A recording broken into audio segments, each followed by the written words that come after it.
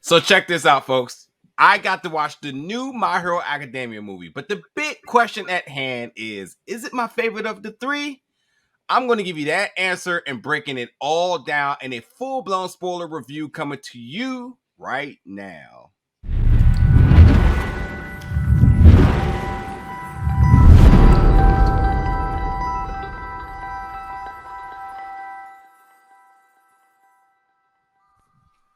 What's going on, everybody, and welcome back to the channel today for another review. Today, myself alongside Terrell, we're going to be breaking down the new My Hero Academia movie, World Heroes Mission, which is going to be available October 29th in theaters, sub or dub, whatever your flavor may be.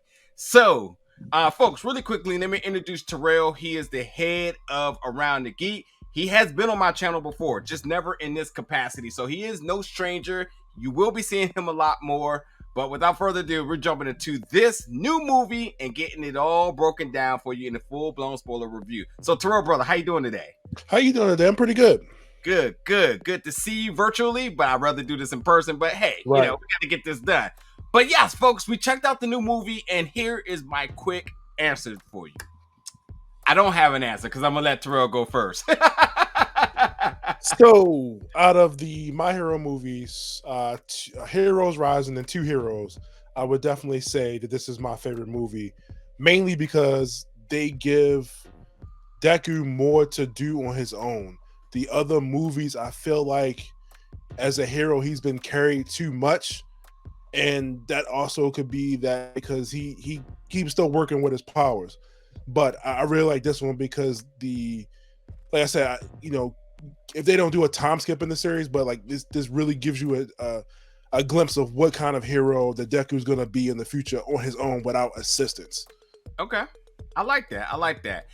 Before I give my answer, let me break down a few things really quickly. Now, this movie isn't canon, but however, it does exist within season 5 because our villain here, he's actually he gets a cameo at the conclusion of one of the episodes. So, that technically makes him canon, but the story itself is unique. It is not from the manga. It is not, again, it's not canon. So it exists in its own, but there is possibilities that these characters within this film could actually make an appearance returning back in the series at some point. So I love that they laid a very unique foundation for them to tell a story however they wanted to tell it, but still cater to the fans and giving us something to look forward to in the future. Because the other two movies, especially the second one, I was just so devastated that it wasn't canon and how they kind of left it off. I was just kind of like, wow. But this one's a little bit different because although it does exist in its own world, its own story, whatever it may be, some of these characters may return, and that brings me to one of my favorite characters in this film, and Roddy, who's voiced by Ryan Cole Levy or Levi, just to be not sure which one it is, but he's fantastic. This is his first time voicing within the My Hero Academia family, and his character brings this emotional side to this film and to this series, this franchise that I have not seen thus yet. And I think that the character really is a lot more deep than just it being a good person versus a bad person. I think this character really speaks a lot about humanity, but also I think it actually really talks a lot about Deku as well too. So like, I love this character, how much in depth the character is and how character driven that this movie is based on this character. But I feel like I'm jumping a little bit ahead, so I just want to make sure I give everybody what's happening in this this movie. So as always, the heroes are out doing things. This time, Bakugo, Todoroki, and Deku, they have 2 hours to save the world. They're currently working with Pro Hero Endeavors Agency, so technically they're kind of not in their right class, but because of this working agreement that they have, that sends them to the forefront of saving the world, in which right now what's happening is you got this group of people, humanized. Their whole plan is to eliminate all quirks. So they're going to set off these bombs all around the world, and if they do detonate, then everybody who has one will die. That includes our heroes here. So as I said, the leader of Human Rise is Fleck Turn, who's voiced by Robbie Draymond, who I'm a huge fan of, who voices Tuxedo Mask, and he voices I knew that was Pronto. him. Yeah, exactly. And like my biggest thing for him is that Nine was fantastic, voiced by Johnny Young Bosch in the previous film. So I was so interested to see who would the villain be and who would fill those shoes in voicing that villain, because that's just a really key part into making a good movie, is that you have to have a good villain in order to have good heroes. And we already have established heroes, so you had to have a good villain that was going to really pose a threat.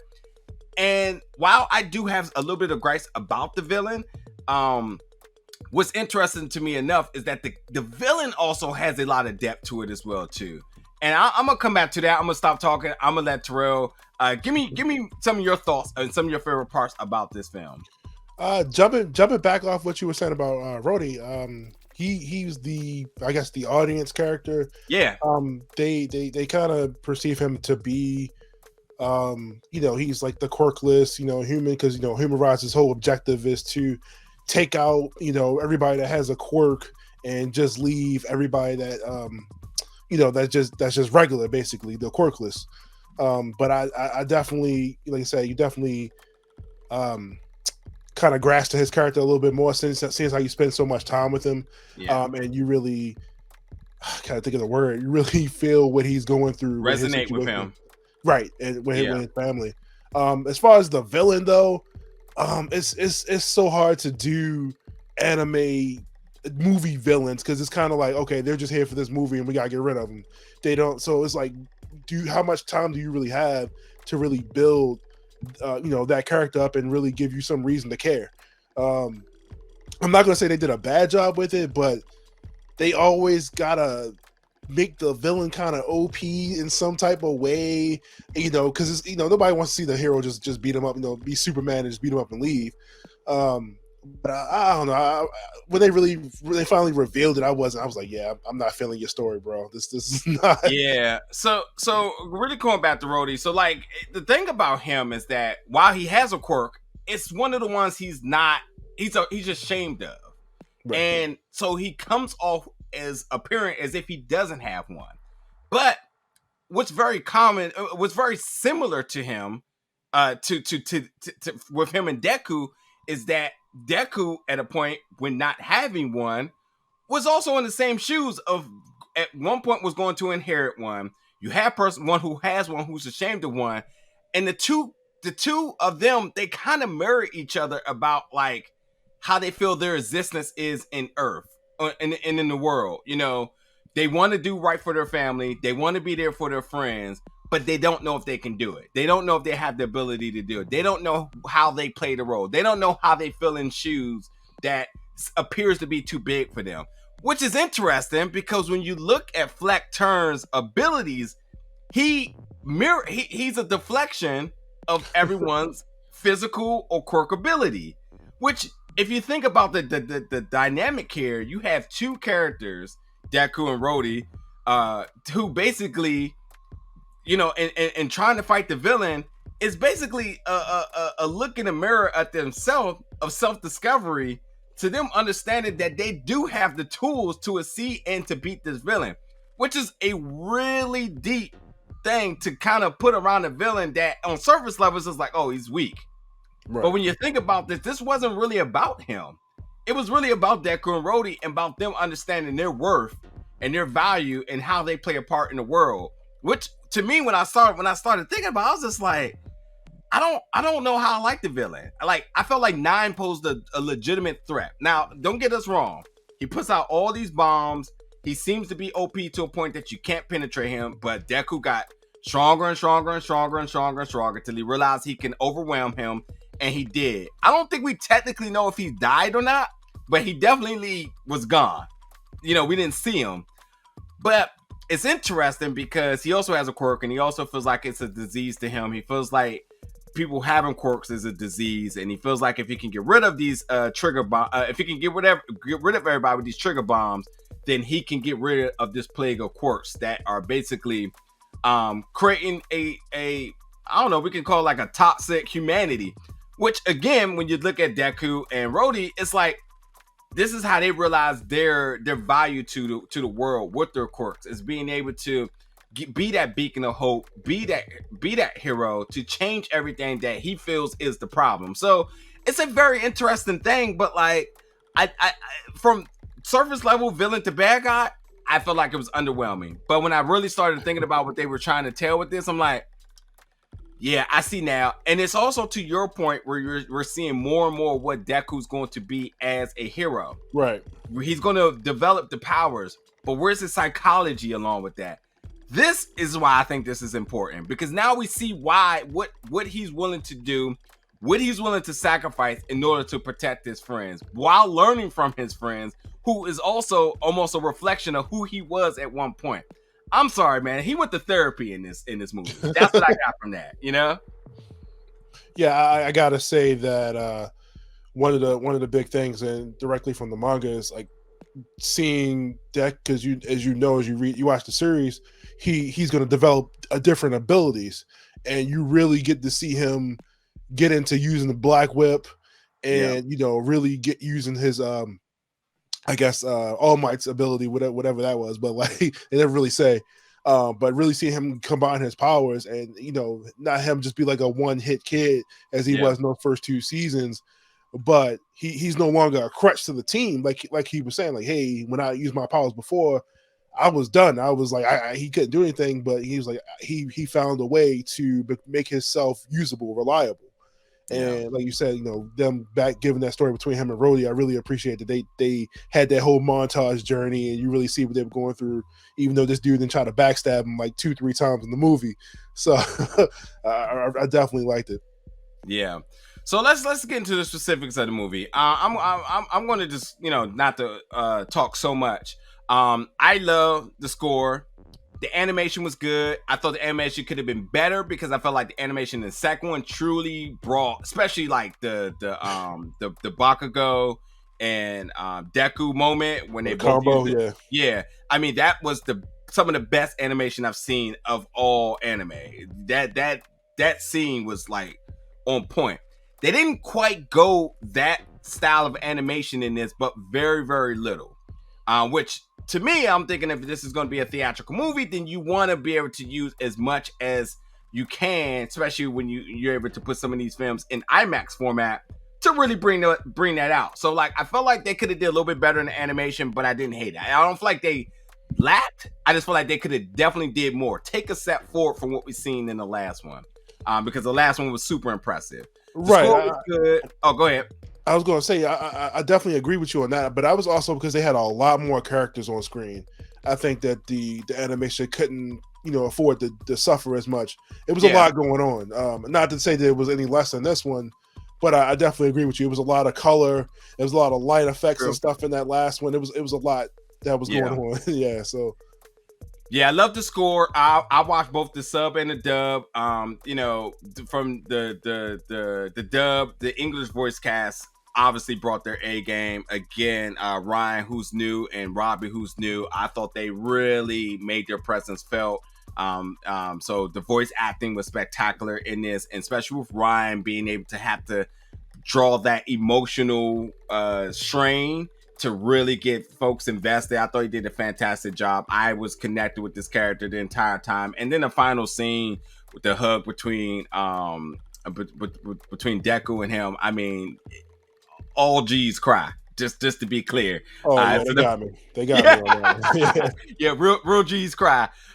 So it was good on that note. But I want to focus. Let's go to the final act of this film, the big fight. As we've seen the 3 heroes square off against their respective villain. All should have died. Yeah. First of all, this movie was hella bloody. Right. How am I gonna say that? It's like this kid's movie. Like, what's going on? Yeah. This at the third act, the film went from it being an all-age film to a complete adult or mature audience. Adults were trying to kill kids, so much blood, and the gore and just everything about it was just graphic, but it was hella good. Hella good. Of the 3, who was your favorite, sir? I gotta go with Bakugo, and I didn't even catch that guy, that character's name. We're just gonna But, call it the twin Ivies right, from Soul Calibur. man, Bakugo was getting it in, man. He was coming up with all different types of techniques. He was thinking on his feet, and I never really liked his character because he always felt like the Vegeta character to me. Like I gotta be better than. But this one, he really felt like, man, I'm about to get it in. He went in on that villain, and I'm like, did he kill him? Yeah. So definitely did. Not even question. Definitely right. gone. Won't be seeing that villain. That was my favorite fight. Yeah. Bakugo for sure. He did not care about Deku being one up. He wanted to handle his own. He took a bad beating, a lot of blood. Right. But yeah, he pulled some tricks out, and the finisher that he used was legit. I can't even think of the name of it. I tried to remember it, but he did this swirling tornado flame thing, and he went through the middle of it. It was on point. However, Todoroki's final fight, the animation was the best of the three, if you ask me. You think so? From the underwater and swirling colors, and just with the villain being able to manipulate matter around him. Right. I just feel like because of how they had to go through so many different things, because yes, Deku's was obviously where they put the most money at. I get it, and they want to give the most razzle dazzle to him, as you would expect.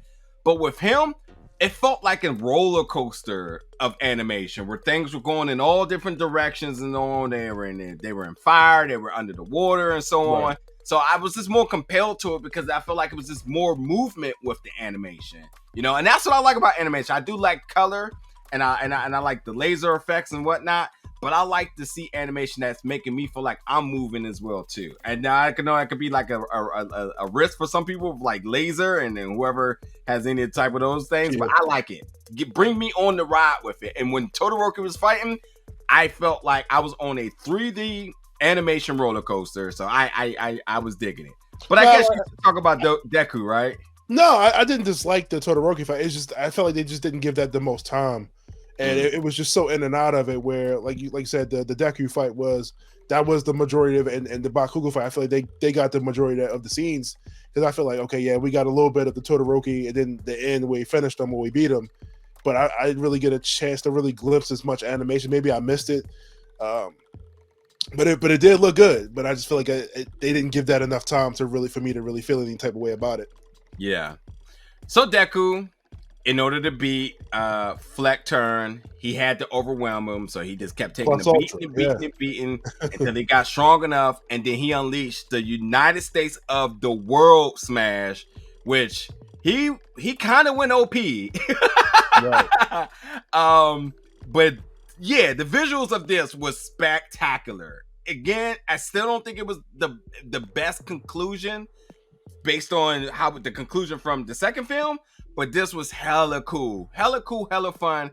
And it still brings the mystery that Fleck Turn went through a couple of walls. We don't know if he's gone. We just know that they were able to get the chip inside the little device and stop the countdown. It's a possibility that he could return. I mean, again, he was first shown on the series in season 5. So it's a possibility it can. And again, because they are basically in the series or within season 5, right. This whole little world, this whole world threat that's going on. What's the word that he kept using? It's a phrase he kept using. The salvation of humanity. Right. That whole thing is going on here. It's possible that he could return, and I wouldn't be opposed of it. And I also think that he may have a change of heart based on what he's seen around him. Who knows? But nonetheless, I feel like the very, very conclusion of this film, of the fight, was underwhelming to me because of the possibility of it. We definitively don't know if he died, and it didn't live up. Like, I'm sorry, the second film, I got chills. Matter of fact, even the double Detroit smash in the first one, I watched that back like 100 times. That was amazing. That was amazing. I watched that like 100 times. This one, I watched many times as I watched the film, twice. So, but I just feel like, this movie wasn't really about the good guy versus the bad guys.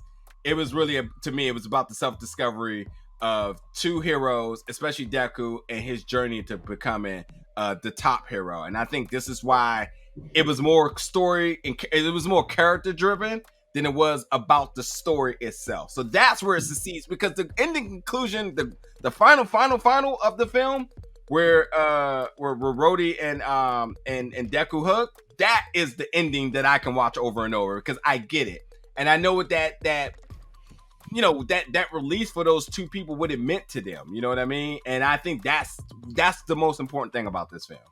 Yeah, showing him that there's another way than what he was doing, and Deku, like, by literally bleeding out, showing him, look, look, believe in me, believe in us. Like, we're gonna take care of it for you, because he's pretty much lost his trust in pretty much everybody, because what happened through his life with his dad and everybody else. So they got that through by that end scene. Yep. And by the way, Rhodey's quirk with the bird that basically channels his emotions. Pino is the MVP. It's the MVP. Who saved the day? Who put the chip inside the thing? The MVP. Oh my goodness. I knew when they talked about that was going to be like the ending somehow. Like, his power was going to be the ending for the movie. Of course. And I didn't think it was going to be that. So it's ridiculous. Of course. Who's voiced by Christina V, which is also a very interesting choice as well too. Yeah, right. I was like, wow. So, any conclusion or final thoughts on this? I feel like, is there anything else we haven't covered? It's a lot that it's because of where, like, the manga's going. I mean, because obviously, like you said, these movies aren't canon, so they can just kind of do whatever with. Yeah. Two heroes, or the last one was supposed to have been the last one, because he said the guy, the creator said, yeah, I'm not doing this after this. Yeah. He lied. So I would like to see them do more. I would hopefully, if the story ever gets to that point, I'd like to see the heroes older. Do maybe like the last movie, like be like an older version of them, and see what type of heroes they become. Because they haven't really done time skips in this series. It's been a couple months, but not years, like most series like Naruto or One Piece, where like, okay, now this is the final version of me. I'm gonna take down the big bad. They're not giving these kids no time to breathe or build their powers up. So I would like to see, like I said, a future version of them, if they're still there in a different movie. Yeah. My closing thoughts is, again, I thought the film was very fun. I enjoyed this regardless if I think it's the best of the three. I thought the voice acting performances in this was stellar. The score was stellar. The animation was good. And overall, the story that they told, it had a lot of heart and soul to it, and I can appreciate that. And both the dub and the sub, it doesn't fall off, whatever your preference may be. I watched the English because I got a chance to talk to the English cast, so I had to prepare for that. But either way, however you check it out, you will absolutely enjoy it if you are a fan of My Hero Academia. This story, again, it's going to make you tear up, so just be ready for that. And then the final act of this film, when the three respective heroes go out to face their respective villains, it gets real. Expect to see some ultimates, because you're going to see some new moves that you haven't seen, and they're hella dope. They're absolutely dope. And I can't wait for you all to check it out. It's going to be releasing again October 29th. Folks, jump in the comments. Let us know your thoughts, your predictions, your expectations, your hopes for this movie. And we'll be around for more reviews. Maybe we'll break this down again once it releases. That way we can get a little bit of your input on stuff. And, we'll see. And then there's some other stuff dropping as well with My Hero here. So make sure you're locked in, you're subscribed, and stick around for more content reviews real soon.